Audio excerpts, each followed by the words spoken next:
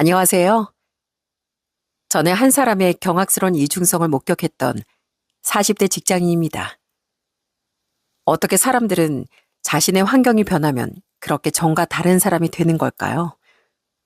전 제 주변에서 이런 일이 벌어질 거란 생각은 꿈에도 해본 적이 없었답니다.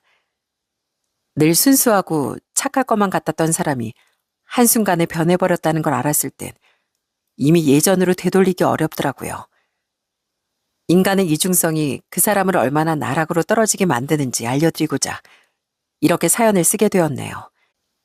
어떤 일이 있었는지 여러분들에게 한번 이야기해 보도록 하겠습니다. 저희 집은 어릴 적엔 그냥 평범한 집안이었어요. 아버진 공무원 생활을 오래 하셨고 어머니 또한 작게 슈퍼를 하셨습니다. 넉넉한 형편은 아니었지만 늘 부모님은 저와 남동생을 올바르게 키우기 위해 노력을 많이 하셨어요. 특히나 다른 것보다 제일 중요하게 생각을 하셨던 게 바로 절약이었습니다.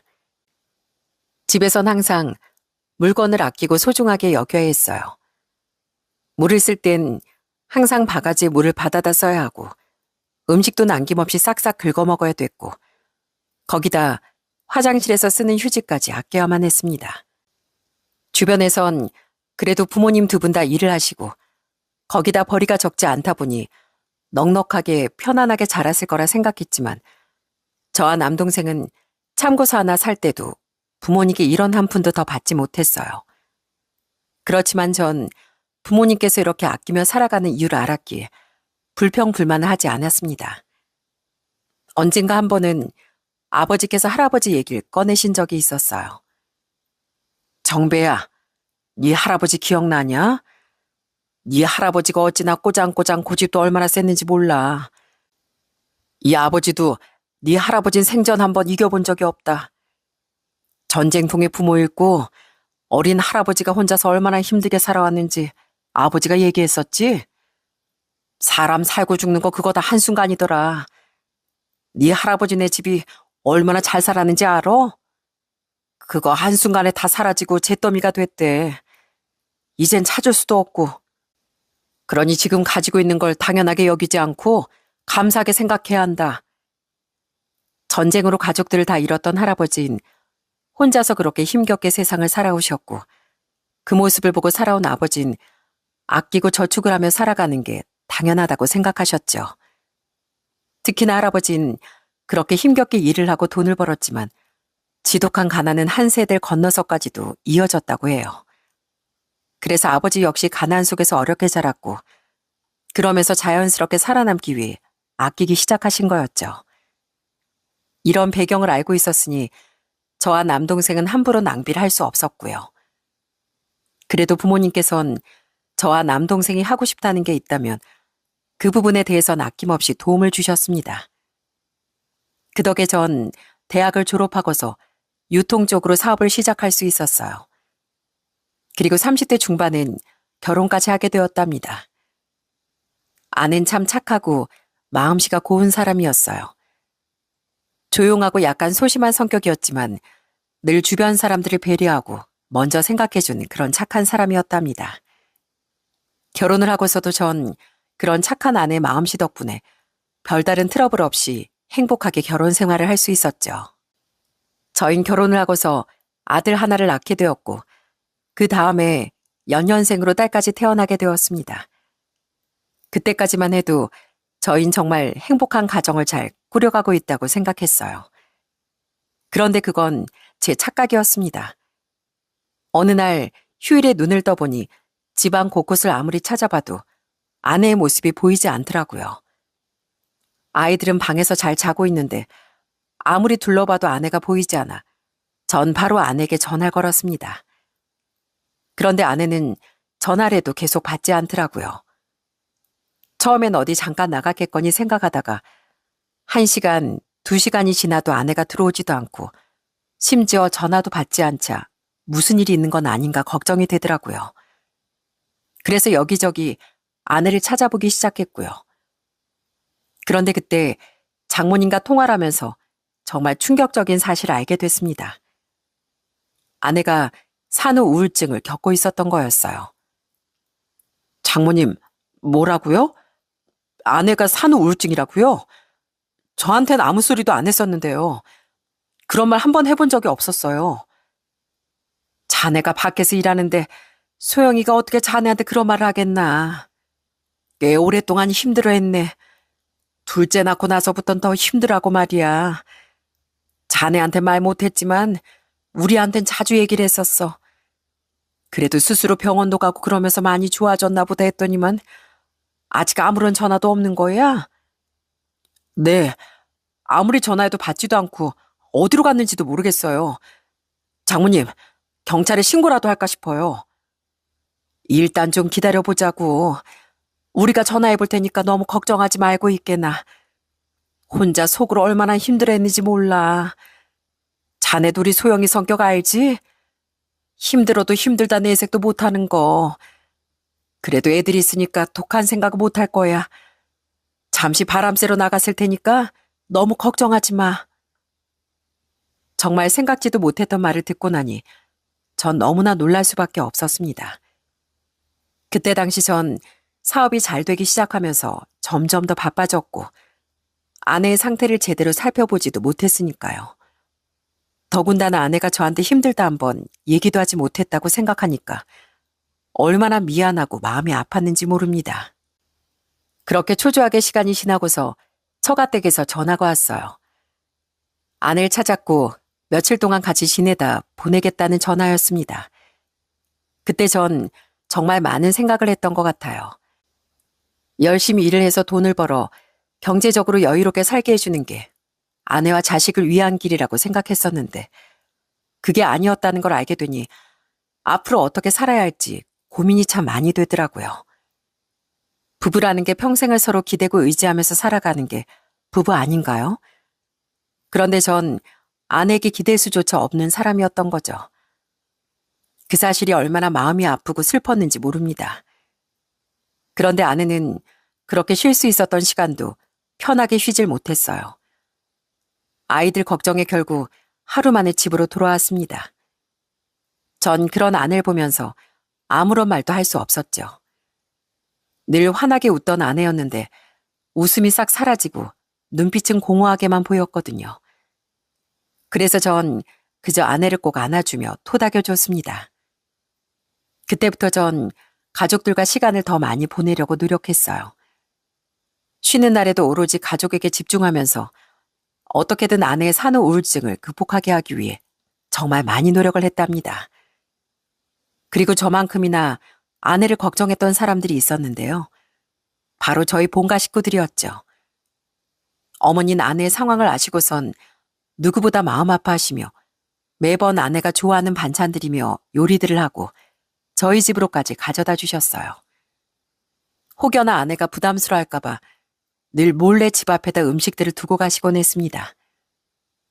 하루는 어머니께 들어와 차 한 잔이라도 하고 가시라고 말을 했지만 어머님 극구 거절을 하시며 저한테 당부의 말만 남기셨어요. 정배야, 지금은 소영이 건강 되찾는 게 제일 중요해. 돈을 아무리 많이 벌어봤자 소중한 가족이 곁에 없으면 그거 다 쓸모없는 거야. 알지? 소영이 마음이 많이 힘들 테니 네가 곁에서 의지가 되어줘야 한다. 알겠어요, 어머니. 걱정하지 마세요. 제가 소영이 잘 살필게요. 그래, 뭐 필요한 거 있으면 언제든 얘기하고 애들도 내가 봐줄 수 있으니까 주말엔 집으로 좀 보내렴. 다른 것보다 소영이 마음 먼저 살피는 게 우선이야.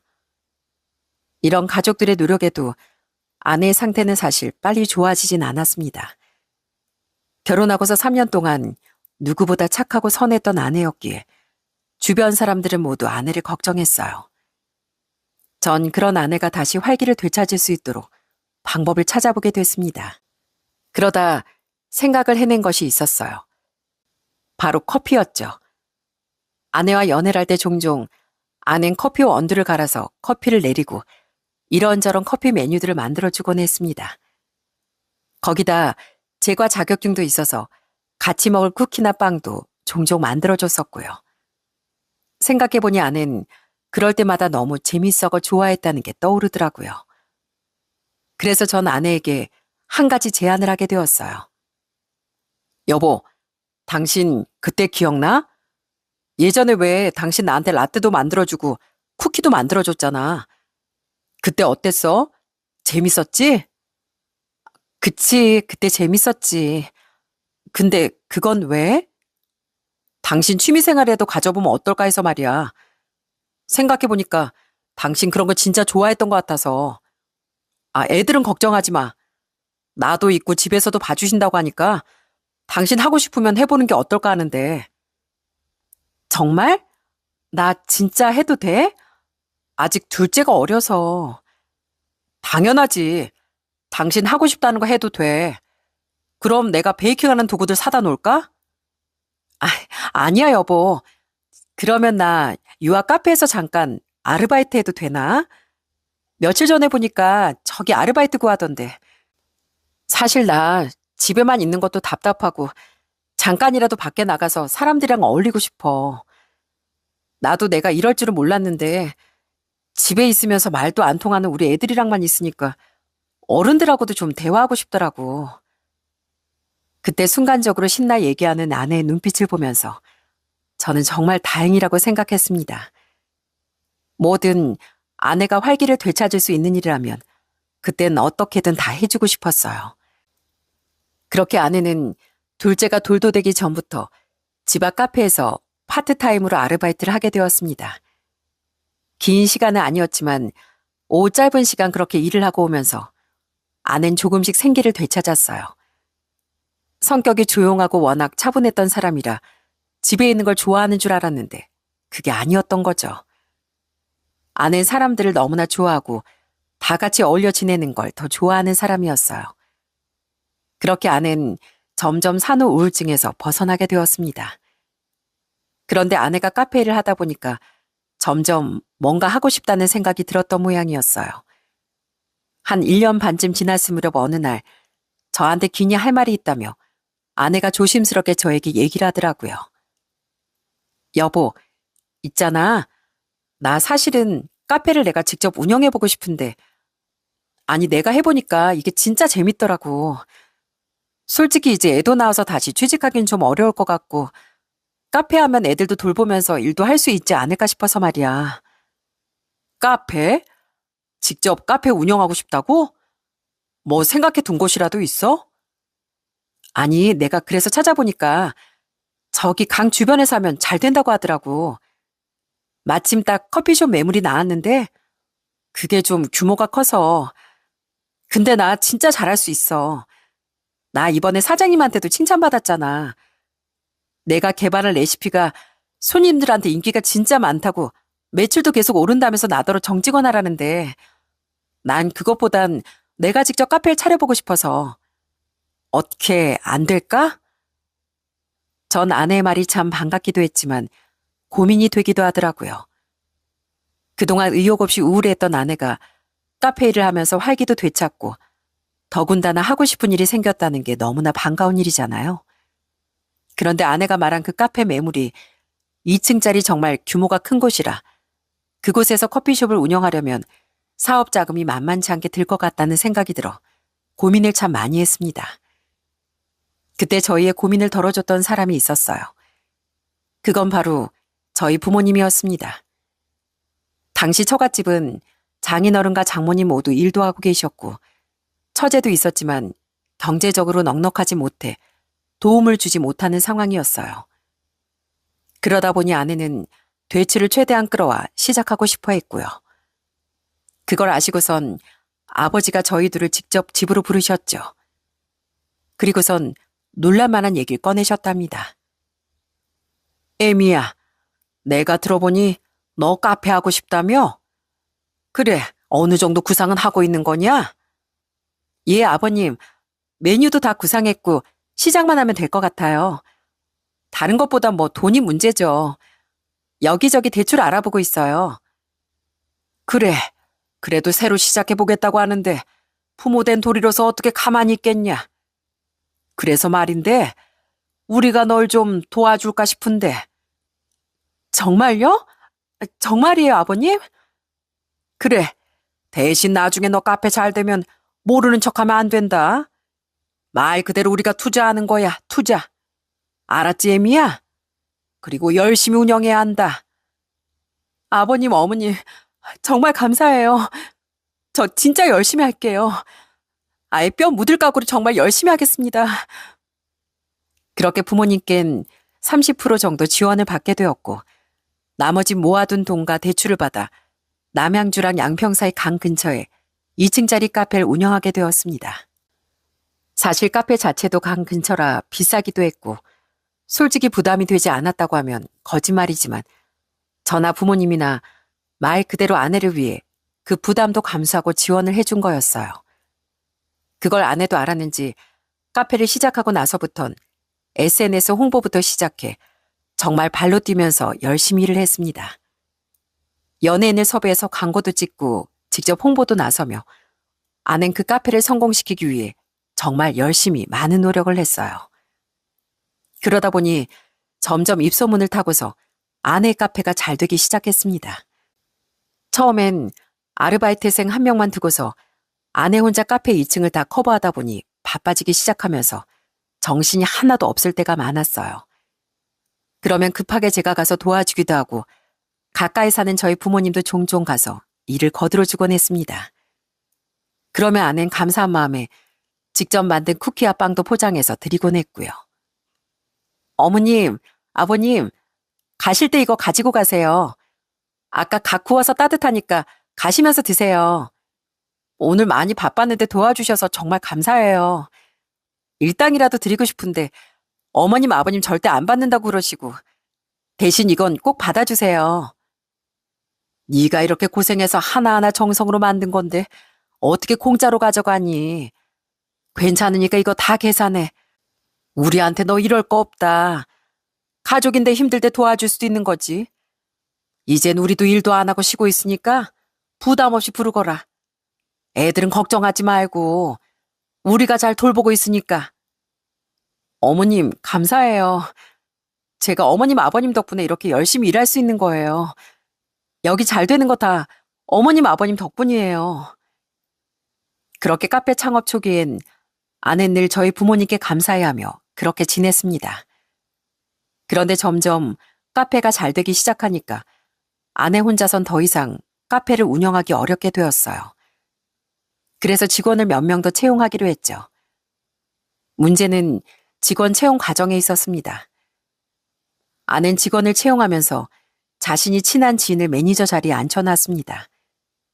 그런데 그 친구가 일은 제대로 하지 않고 농땡이를 피우면서 다른 직원들에게 말로만 이래라 저래라 시키는 걸 우연히 저희 어머니가 카페에 들렸다 보셨더라고요. 처음 봤을 땐 아내가 알아서 잘하겠거니 생각을 해서 별말을 하지 않으셨는데 그 뒤로도 종종 그 매니저 친구가 일을 제대로 하지 않는 모습을 보고선 어머니가 그 매니저 친구에게 뭐라고 했던 모양이었어요.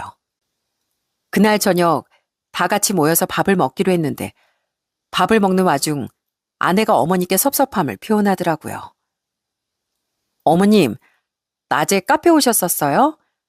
지연이한테 들었는데 어머님이 지연이한테 뭐라고 하셨다면서요?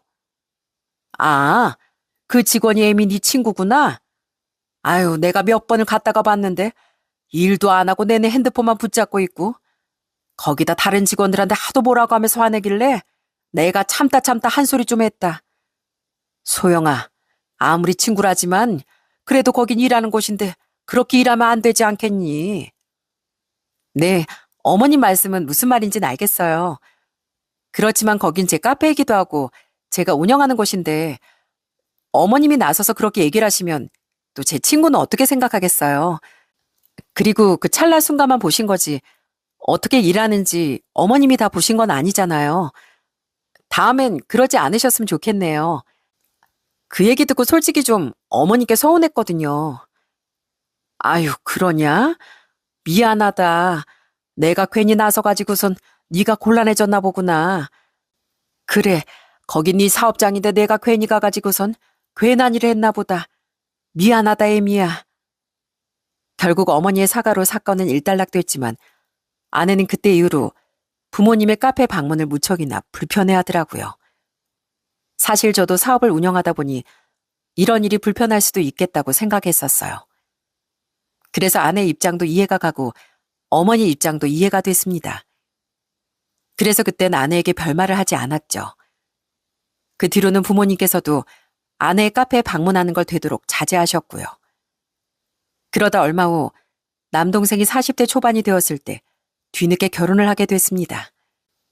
재수 씨는 동생보다 10살이 어린 30대 초반이었는데 사실 나이차 때문에 진짜 많이 놀라긴 했었어요.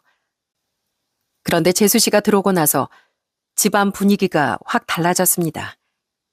재수 씨는 성격이 약간 적극적이고 활발하면서 무척이나 어른들에게 살갑게 잘하는 스타일이었거든요.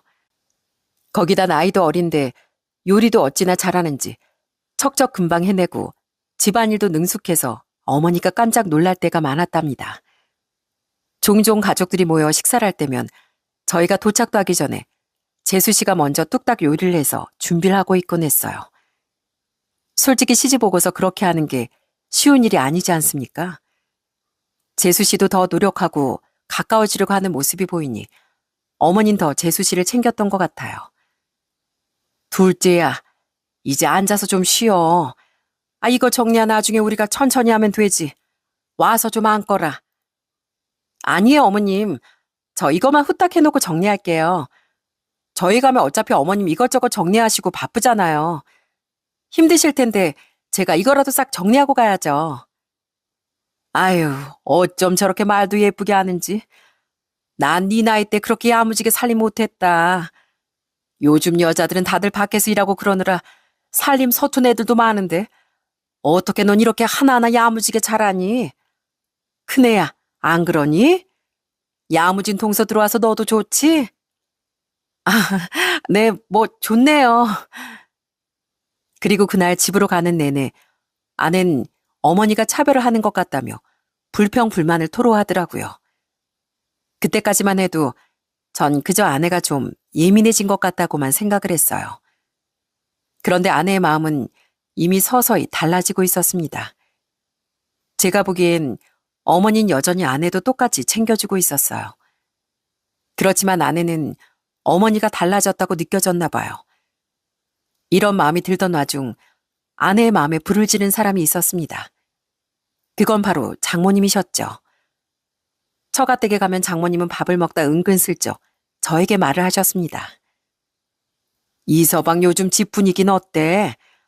원래 시댁은 둘째 며느리 들이면 큰 며느리는 뒷전된다더니 사돈댁도 그런 거 아니야? 들어보니까 10살이나 어리니 오주가 아깝겠어. 아니에요. 저희 부모님 지금도 아내 아끼세요. 장모님도 잘 아시잖아요. 뭐 예전에야 그랬지만 사람 마음이라는 게 변하기 마련 아니겠어? 나도 시댁이 있어서 아는 건데 큰 며느리보단 아무래도 막내 며느리가 예쁘긴 예쁜가 보더라고. 보아하니 동생네 종종 집에 가서 밥 먹는 것 같던데 왜 우리 딸은 안 불러? 아내가 워낙 바빠서요. 카페 일도 바쁘고 그러다 보니 괜히 집에 부르는 게 불편할 것 같아서 그래서 저희 집에선 배려해주는 건데요. 배려는 무슨, 며느리를 똑같이 생각해야지. 막내만 감싸둘겠다는 거야 뭐야. 난 그 소리 듣고 내가 얼마나 속상했는지 몰라. 이서방 자네 집에서 우리 딸 입지 만드는 건 다 이서방 몫인 거 알지? 이서방이 잘해야 우리 딸이 또 그 집에 기가 사는 거야.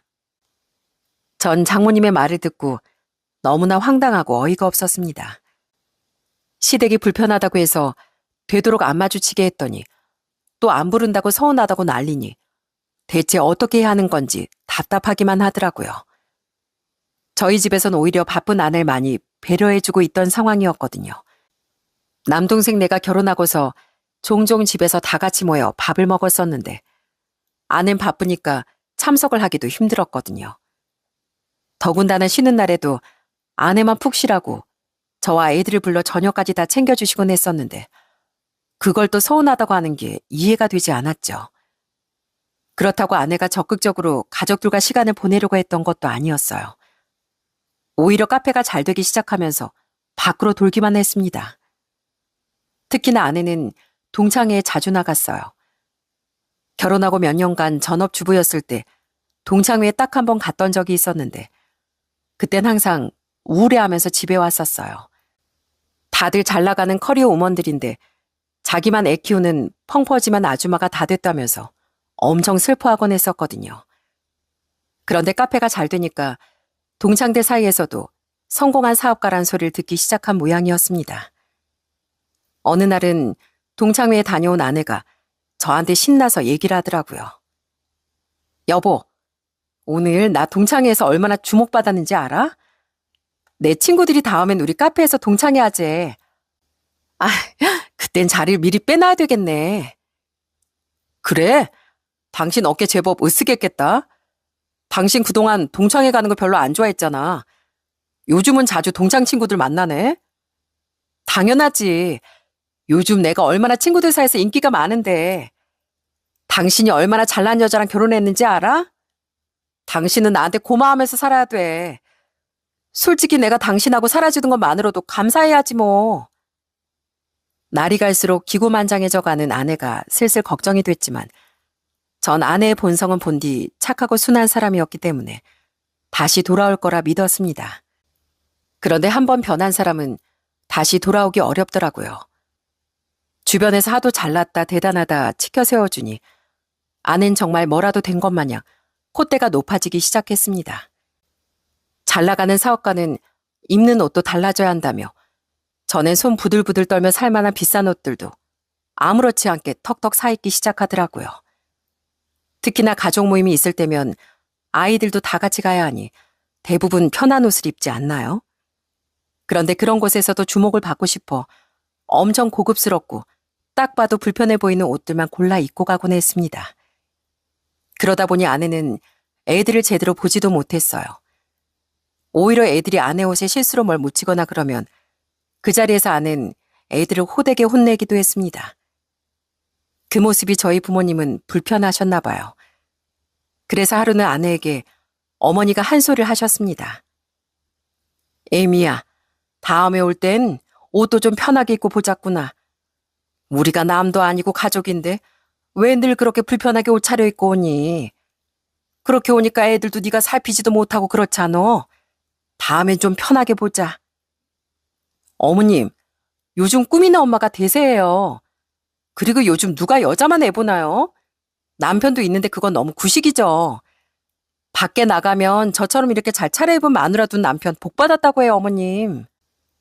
심지어 아내는 본인은 불편한 상황을 겪고 싶지 않아 하면서도 가족들의 관심이란 관심은 독차지하고 싶어 했습니다. 재수 씨가 임신을 하고서 출산할 때 몸조리를 저희 어머니가 다 해주셨거든요. 사실 재수 씨는 친정 부모님 두 분 다 돌아가신 상황이었고 도움을 받을 친정도 없었기 때문에 어머니가 더 신경 써서 몸조리를 해주셨답니다. 그런데 그것마저도 아는 섭섭해하더라고요. 재수 씨 몸조리가 끝나고서 그래도 한번 아이도 보려고 본가에 아내와 다 같이 갔었는데 아는 퉁명스럽게 재수 씨에게 얘기를 했습니다. 뭐야, 동서 아직 살 아무것도 안 빠졌네? 그러게 아이 임신했을 때 적당히 먹으라고 내가 그랬지? 아휴, 몸조리 끝나고서도 이렇게 살이 안 빠지면 어떡해. 에미야, 아직에 100일밖에 안 됐는데 무슨 소리야? 이제 몸조리 끝나고 서서히 운동하면서 빼면 되는 거지. 그리고 둘째가 뭐 어때서 그래? 보기만 좋구만. 어머, 어머님, 또 동서편 드시는 거예요? 진짜 저 서운해요. 솔직히 저 둘째 낳을 때까지 어머님 이렇게 저 챙겨주신 적도 없으시면서 제가 한 소리 했다고 또 저한테만 뭐라고 하시고 진짜 너무 섭섭하네요. 아이 또 무슨 소리야. 네가 친정에서 몸조리 한다고 해서 그러라고 했더니만 그래, 이 시애미한테 몸조리 받고 싶거들랑 다음에 우리 집에 몸조리 받으러 와. 그럼 내가 제대로 해줄 테니까. 아내의 질투심은 날이 갈수록 끝이 나질 않더라고요. 본인도 출산하고서 그렇게 힘들어할 때 저희 어머니가 얼마나 많이 챙겨줬는데 그건 생각하지도 않고 관심이 모두 재수 씨에게 쏠리니 그걸 또 질투하는 걸 보니까 참 황당하더군요. 그런 아내와도 정말 많이 다퉜습니다. 그렇지만 아내는 제가 남자라서 잘 모른다. 며느리가 아니면 말도 하지 말라는 말로 제 말은 아예 듣지도 않더라고요. 점점 아나무인이 되어가는 아내를 볼 때마다 속으로 참 답답하기도 했고요. 그런 와중에 사건이 터진 건 바로 명절 때였어요. 아내가 카페를 시작한 지 4년째 되던 해 갑자기 저희 어머니 건강이 나빠지시면서 그의 명절 음식은 어머니가 마련하기 어려웠습니다. 그래서 다른 식구들이 다 모여 음식을 하기로 했었어요. 전 그날은 사업장을 쉬고 남동생도 전날부터 부지런히 장보고 음식 재료를 마련했고 아버지께서도 미리 다 재료들을 손질해 두시며 음식 장만을 준비했었답니다. 그렇게 명절 연휴날 전 사업장에 잠깐 나갔다가 본가로 바로 향했는데 아침에 애들 데리고서 먼저 본가에 가보겠다던 아내가 보이질 않더라고요. 덜렁 저희 애들만 와 있었습니다. 전 아내에게 바로 전화를 걸었죠. 여보, 어디야? 애들만 두고 어디 갔어? 다들 와서 음식 준비하는데 어디 간 거야? 언제 와? 어쩌지? 카페에 물이 역류해가지고 이거 좀 치우고 가야 할 것 같아서 아무래도 이거 시간이 좀 걸릴 것 같은데. 뭐? 갑자기? 어쩔 수 없지 뭐. 그럼 얼른 일 해결하고 와. 결국 저희는 아내를 빼고서 명절 음식을 준비하게 됐습니다. 그런데 애들이 둘이 있다 보니 정말 애들 때문에 정신이 하나도 없더라고요. 결국 돌쟁이 아이까지 해서 재수 씨가 저희 애들 둘까지 돌보느라 정말 고생을 했습니다. 금방 올 것 같았던 아내는 해가 지고 나서야 도착을 했어요. 그렇게 밥을 차려서 먹는데 아내는 또 밥 차리는 동안 통화를 한다며 나가버리고선 밥이 또 다 차려진 후에야 들어왔더라고요. 진짜 기가 막혔지만 그래도 그때까진 그냥 참고 있었죠. 그런데 문제는 바로 그 후에 벌어졌습니다. 어머니는 하루 종일 애들 돌보고 거기다 음식하느라 정신 없었던 재수 씨에게 고생했다며 얘기를 꺼내셨어요. 둘째야, 오늘 고생이 많았지? 우리가 다른 날은 몰라도 명절엔 음식을 이것저것 하느라 좀 고생을 한다. 내년엔 간단하게 우리 먹을 것만 하자꾸나. 이것도 계속하는 것도 힘들 것 같고 말이야. 오늘 고생 참 많았다. 애들 돌보랴 음식하랴 네가 애썼구나. 아니에요, 어머님. 사실 전 이런 명절 음식 만들어서 식구들끼리 이렇게 둘러앉아 있는 거 진짜 오랜만이거든요. 엄마 아버지 돌아가시고 나선 명절이 명절 같지 않았는데 오늘 진짜 좋았어요. 그렇게 생각해주니 고맙구나. 내가 네 덕에 한결 마음 놓였다. 그런데 그 훈훈한 분위기를 깨뜨린 건 바로 제 아내였습니다. 누가 보면 뭐 대단한 일 했는 줄 알겠네. 뭐? 첫째야, 너 지금 뭐라 그랬니? 아니, 뭐 그렇잖아요.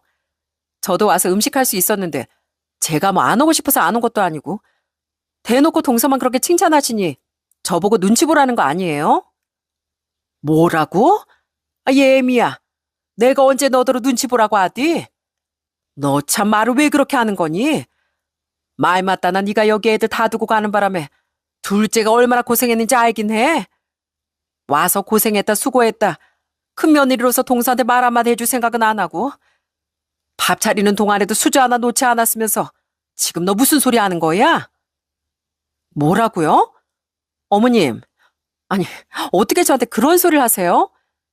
제가 뭐 일 안 하고 싶어서 안 한 거예요? 저도 바쁘니까 그렇죠. 뭐 며느린 일도 하면서 돈도 벌고 집안일도 척척 알아서 해야 돼요? 저도 동서처럼 일 안 하고 집에만 있으면 이 정도는 다 해요. 그런데 어머님이 이렇게 말하시는 건 차별이죠, 차별. 그날 고생을 한 건 다른 식구들이었는데 뻔뻔하게 큰 소리를 치고 있는 아내를 보면서 정말 화가 많이 났습니다.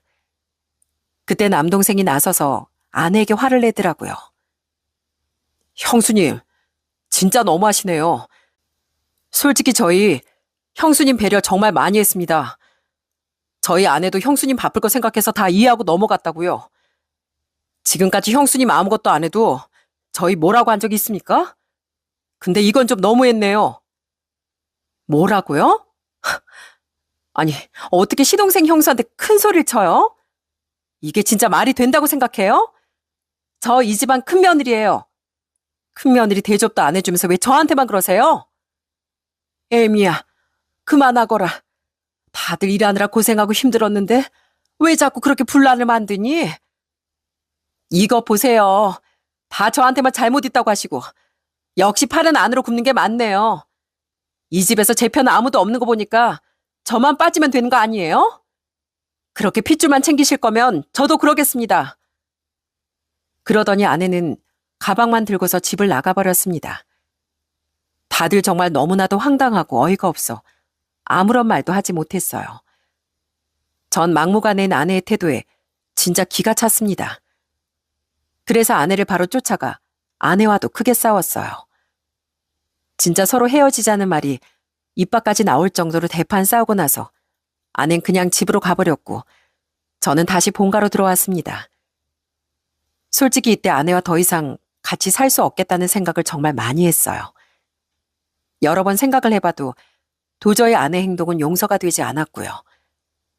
그래서 부모님께 아내와 그만 살아야 될 것 같다고도 얘기를 했었죠.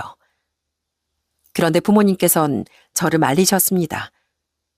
오히려 어른으로서 중심을 잘 못 잡았다며 속상해하시고 미안해하셨어요.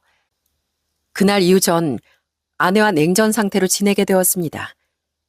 특히나 그날 이후로 아내와의 관계를 다시 생각할 겨를이 없었던 이유가 있었어요. 그건 바로 어머니가 심각한 증상이 갑자기 보였기 때문이었어요. 연휴 내내 고열에 시달리시던 어머니는 갑자기 코피까지 흘리셨고 결국 응급실에 실려가시게 되었죠. 그렇게 응급실로 향한 어머니가 여러 검사를 받게 된 결과는 너무나도 충격적이었습니다.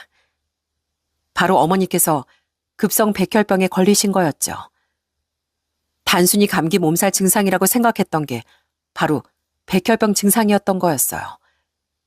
더구나 연세도 있으시고 진행 속도가 빠른 편이라 당장은 괜찮아 보여도 며칠 사이 급격하게 나빠질 수 있다는 말을 듣고선 가족들 모두 오열할 수밖에 없었죠. 골수 검사를 해 확진을 받고서 바로 항생제와 수혈까지 받으며 잠깐 컨디션이 돌아오긴 했지만 이내 문제는 또 터지고 말았습니다. 본격적으로 항암을 받기 전에 어머니는 폐렴에 걸리시고 말았거든요.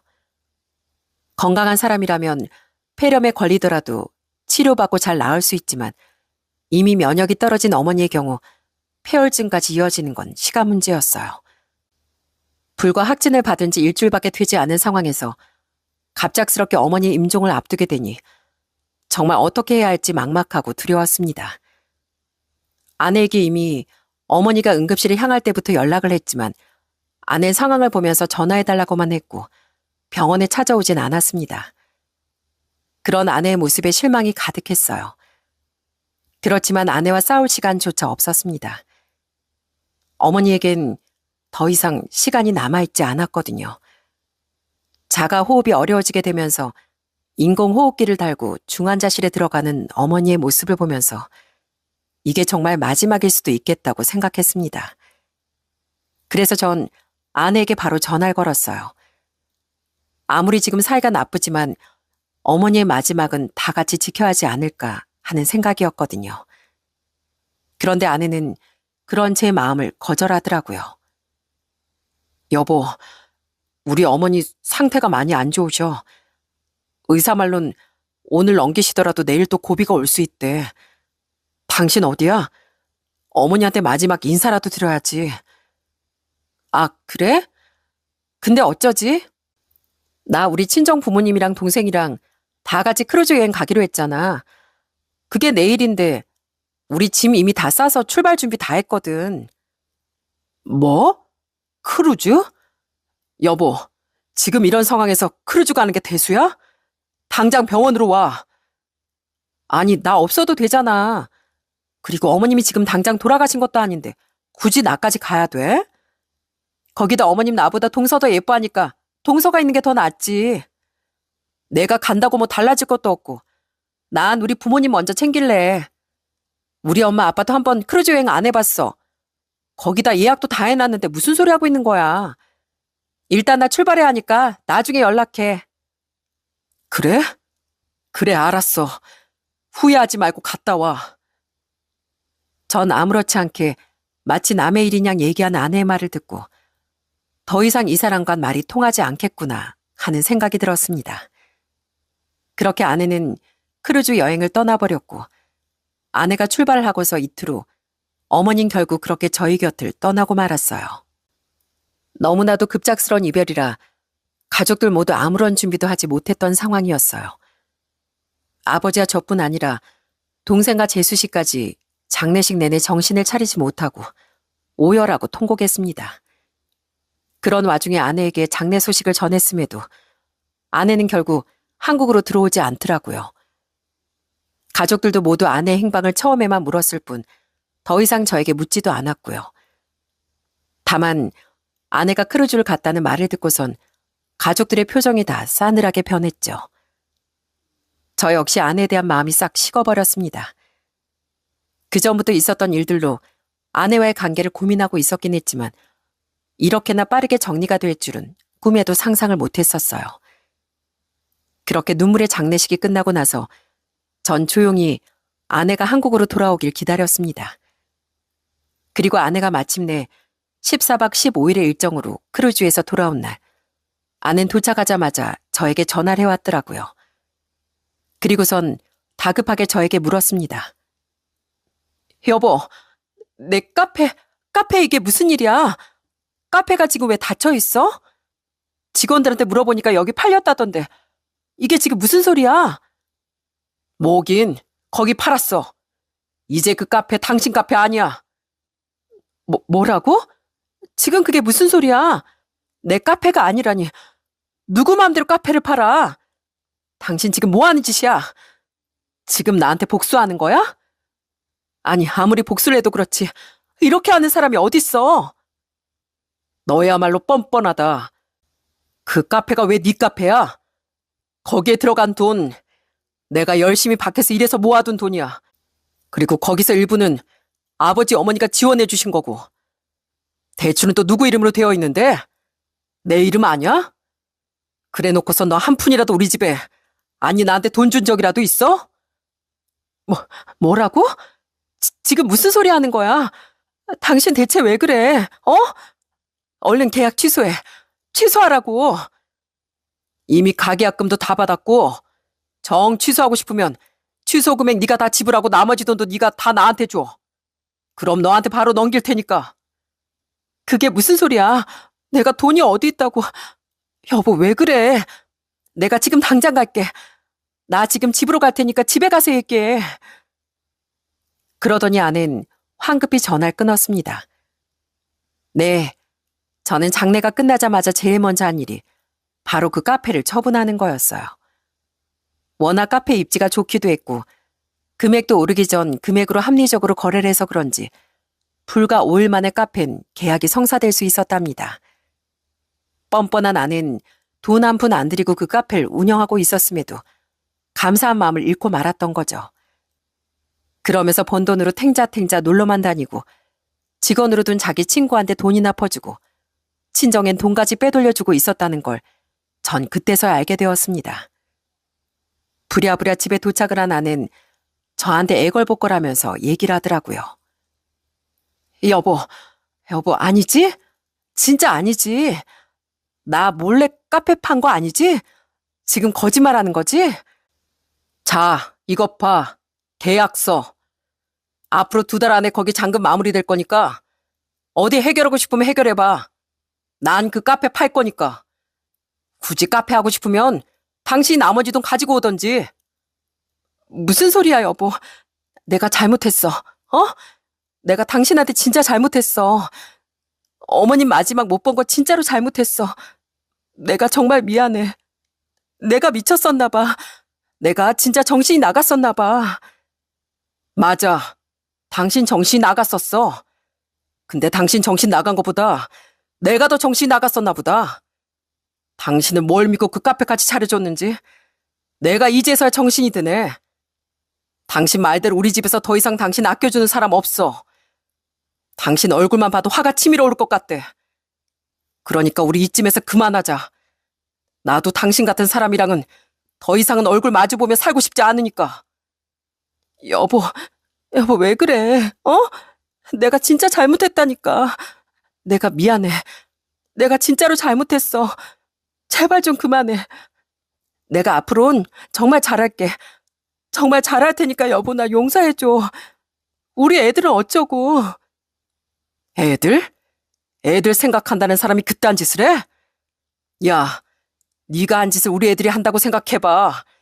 우리 애들이 나중에 커서 결혼했는데 당신 그렇게 눈 감을 때 똑같이 했어봐. 당신은 용서가 될지. 가족의 소중함도 모르는 당신 같은 사람이랑은 도저히 못 살아. 당신 싫다고 해도 어떻게든 소송이라도 걸어서 이혼할 거니까 그렇게 알아. 여보, 내가 잘못했어. 여보. 전 그렇게 애원하는 아내를 뒤로하고 집을 나와버렸습니다. 그리고선 바로 이혼 소송을 하게 되었어요. 이혼을 하다 보니까 아내가 저 몰래 처가에다 거의 7천만 원 가까이 빼돌렸다는 사실도 알게 되었죠. 참, 그렇게 저희 집에선 차별한다 어쩐다 하더니 본인이 오히려 더 양가 집안을 차별하고 있었던 거였죠. 어찌됐던 그 자료들은 이혼하되 정말 유용하게 잘 쓰였습니다. 물론 재산 분할할 때 아내에게 일부 나눠야 하긴 했지만 대부분은 저에게 유리하게 결정이 되었고 아이들 양육권도 제가 가지고 올 수 있었어요. 그렇게 이혼을 하고서 전 본가에 들어가게 되었고 아내는 재산 분할한 돈으로 다시 카페를 차린 모양이었습니다.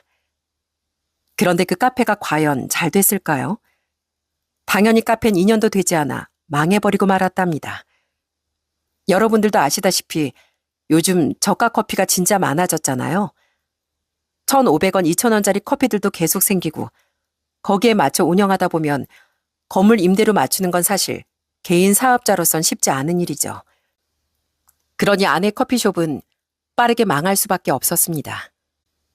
그렇게 돈에 눈이 멀어 가족까지 버리고만 아내는 불과 이혼한 지 2년 만에 현실을 깨닫고 땅을 치며 후회하고 있어요. 지금도 미안하다 잘못했다며 재결합을 원하고 있지만 전 아무리 생각을 해봐도 아내가 용서가 되지 않습니다. 지금은 이혼한 지 1년이 지났는데 아버지도 저도 남동생과 재수 씨도 전보다 더 자주 만나며 어머니를 그리워하고 추억하고 있어요. 전처럼 눈물을 펑펑 흘리며 오열하는 건 아니지만 어머니와의 추억을 마음속으로 깊이 새기며 다시 만날 날을 기다리고 있습니다. 사람이 이렇게나 변할 수 있다는 걸 이번 사건을 통해서 알게 되었어요. 역시 돈이라는 게 정말 무서운 것 같습니다. 사람이 살아가는데 돈이 꼭 필요하잖아요. 그렇지만 그 돈에 눈이 멀면 소중한 것도 잃을 수 있다는 걸 꼭 알아야 할 것 같네요. 아마 이 사연을 들으시는 분들 중에서도 세상에서 제일 가치 있는 건 돈이라고 생각하는 분들이 많으실 거라고 생각해요. 그렇지만 전 돈은 필요한 수단일 뿐 삶의 가치라고 생각하진 않습니다. 저도 사업하면서 큰 돈도 많이 만져봤지만 그러면 그럴수록 돈의 무서움을 더 많이 알게 되는 것 같아요. 그래서 전 제 마음이 돈에 잠식되지 않도록 늘 조심하고 있습니다. 한 가지 후회가 되는 점이라면 어머니가 살아계실 때 좀 더 효도하고 잘해드릴 걸. 이런 후회가 참 많습니다. 그러니 여러분들도 곁에 있는 사람의 소중함을 항상 잊지 마시고 있을 때 잘하라는 말이 있듯이 정말 곁에 있을 때 소중한 사람들과 좋은 추억 많이 만드시길 바랍니다. 앞으로는 다른 소중한 가족들과 더 많은 추억을 만들며 후회하지 않도록 노력하려고요. 여러분들도 제 이야기를 들으시고 곁에 있는 좋은 사람들을 더 귀중하게 여기시길 바라겠습니다. 긴 이야기 들어주셔서 정말 감사합니다. 모두 건강하시고 행복하세요.